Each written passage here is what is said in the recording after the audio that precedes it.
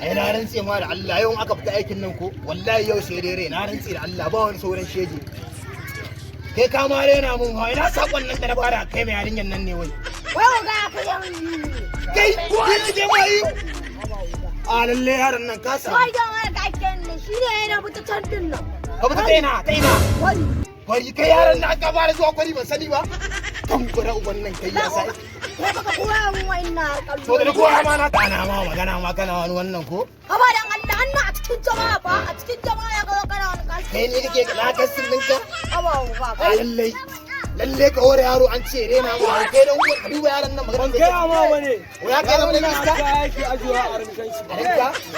ka shi hore anan da Allah ya daga nan ka yaro ya lalace ka hore yaro ya fi karfin mu ban gane ya fi karfin ba ba yawa ne ba kai hore Allah kai ma an ce mun kai da yarinyan nan ba ai na buje Allah hore Allah